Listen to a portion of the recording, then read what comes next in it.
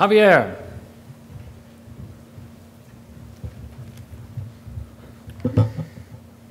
My timer. Hello, my name is Javier Pereda. I'm part of the Web Science Institute of the University of Southampton.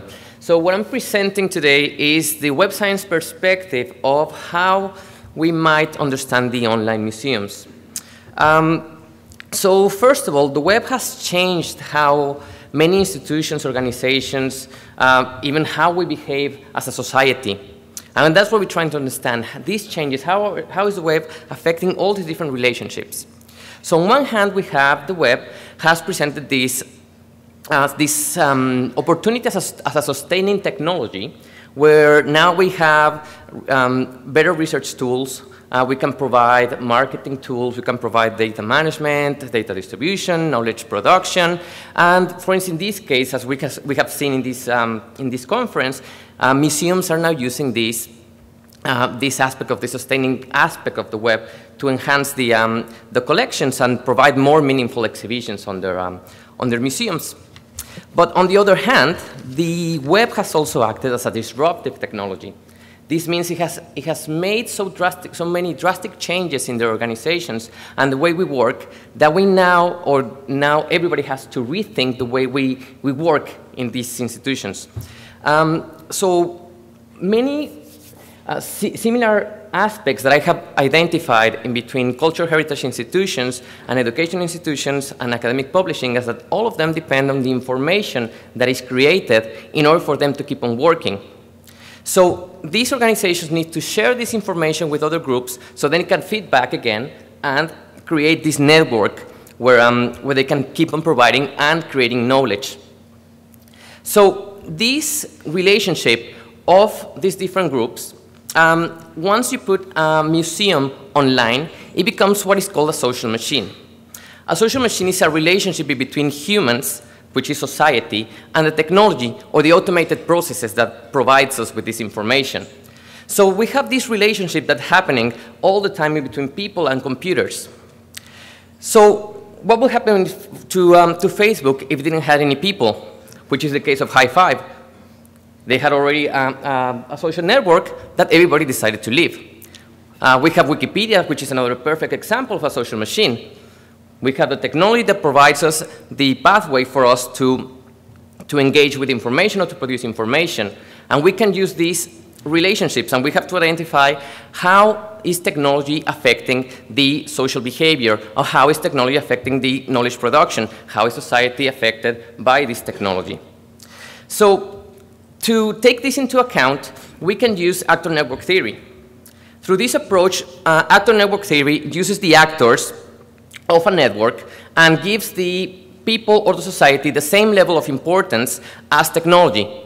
So if we think of linked data is a technology that requires input from people. If we don't have these people providing, or researchers providing this information, we wouldn't have anything to populate in the metadata or in the RTF data or in the linked data. So we need these different groups to work together in order for us to have this vast network of knowledge. So in actor network theory, the ideal aspect is that we have to identify where do we place ourselves in the network. It's a network of networks of technology and people, and we have to identify where are we standing in order for us to know who are our key focal actors. So if we take into account the online museum per se, the museum or the traditional museum, which is the physical organization, the museum becomes just an actor in a network in the online museum.